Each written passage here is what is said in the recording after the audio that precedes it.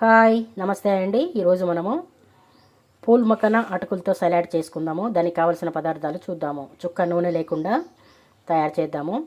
1 cup అటుకులు నానబెట్టినవి తీసుకున్నాను. అలాగే 1/2 cup pool Makkana,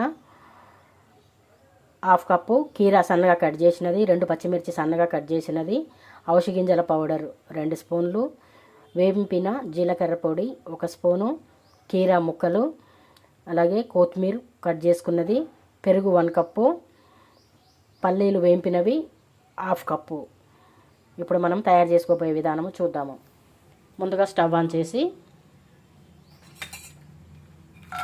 pool Makkana నూనె వేయకుండా మంచిగా ఈ విధంగా రోస్ట్ చేద్దాము. చూడండి, పూల్ మక్కన మంచిగా రోస్ట్ అయిపోయినాయి. ఈ విధంగా తుంపితే ఇలాగ మంచిగా తునిగిపోయేటట్టు ఉండాలి. ఇప్పుడు స్టవ్ ఆఫ్ చేసేద్దాం.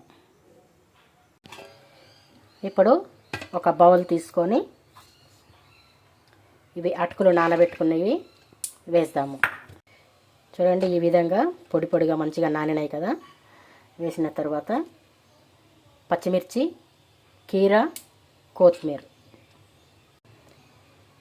తగినంత సాల్ట్,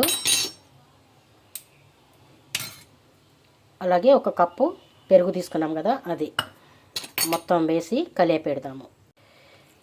చూడండి, పెరుగు కూడా ఈ విధంగా వేసి కలియపెట్టాం కదా.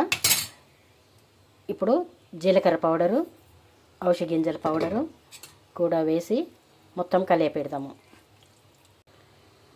జీలకర్ర పౌడర్, అవిసె గింజల పౌడర్ కూడా కలియపెట్టేసాం కదా.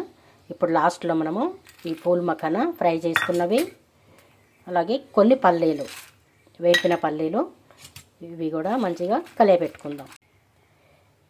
హెల్తీగా టేస్టీగా ఉండే అటుకులు పూల్ మక్కన సలాడ్ రెడీ అయిపోయిందండి. ఇది పిల్లలైనా పెద్దవాళ్ళైనా అందరు కూడా తినవచ్చు. చాలా హెల్తీ. అలాగే నైట్ డిన్నర్లో కూడా తినవచ్చండి. ఎలాంటి ఆయిలీ కూడా లేదు కదా.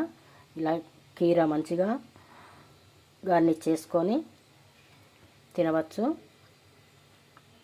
చాలా టేస్టీగా ఉంటుంది. నచ్చితే ఒక లైక్ చేయండి. Thank you.